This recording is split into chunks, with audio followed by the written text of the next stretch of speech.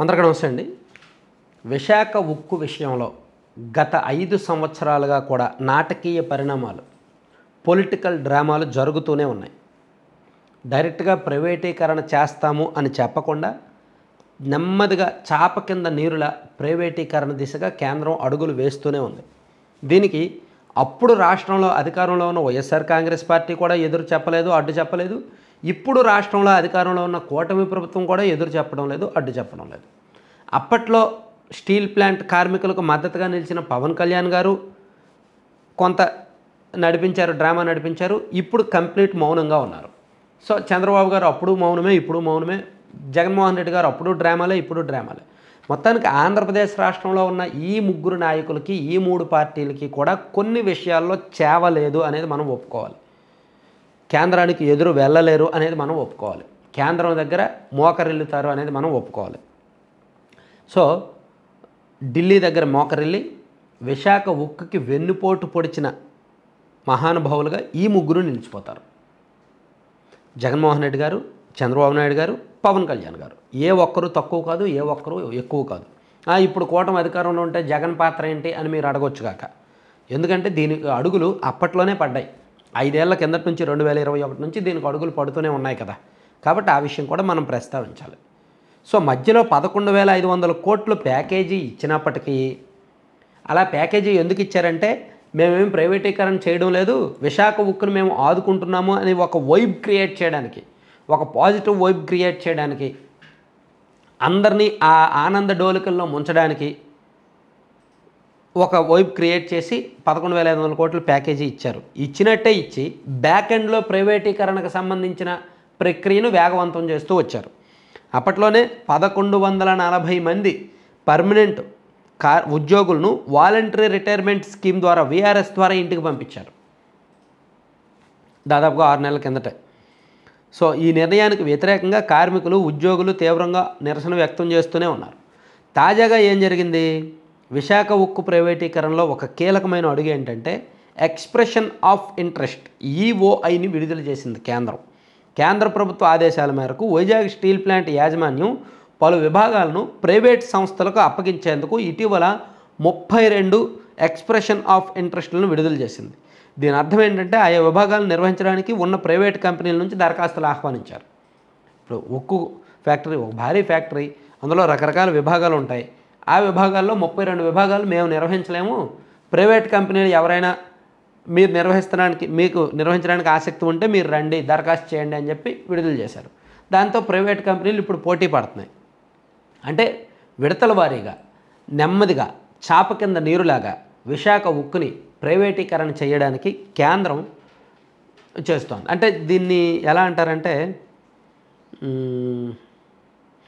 కరెక్ట్గా అర్థమయ్యేలా చెప్పాలంటే చూడండి, ఇంగ్లీష్ మెడిసిన్ వేస్తే ఇమీడియట్గా తగ్గుద్ది మనకి.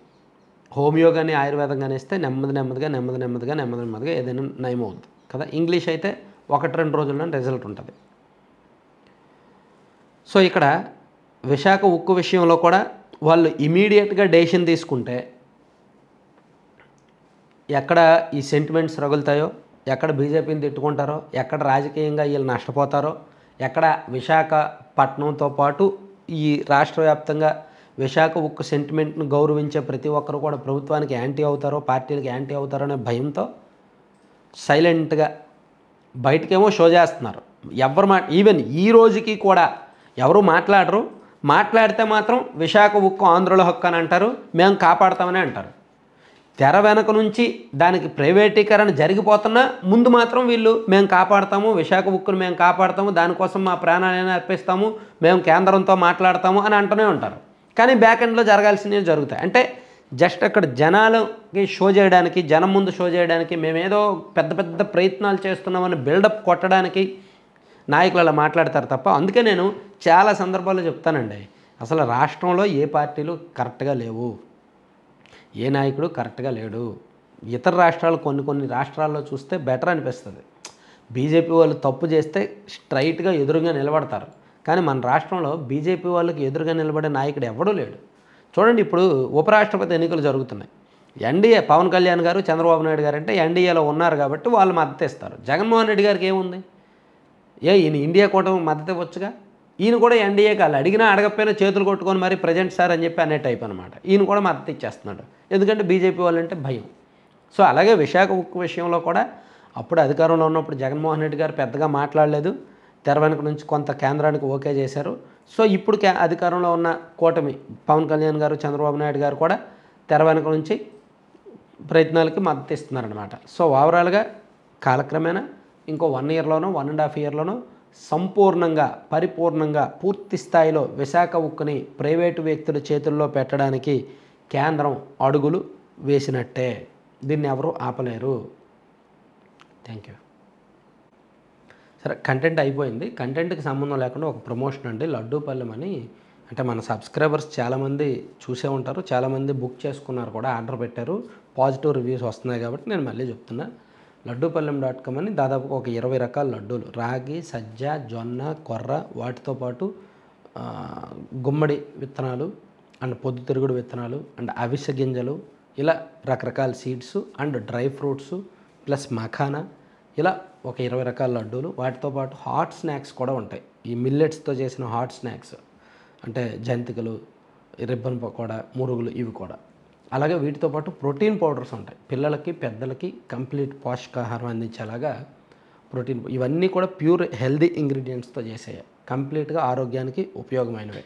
సో మీకు వీలైతే లడ్డూపల్లెం.com అనే ఒక వెబ్సైట్ ఉంది, ఆ వెబ్సైట్లో మీరు బుక్ చేసుకోండి, లేదా 9997839994 అనే నెంబర్కి వాట్సాప్ మెసేజ్ చేయండి, లేదా కాల్ చేసి మీకు ఏం కావాలో ఆర్డర్ పెట్టండి. Thank you.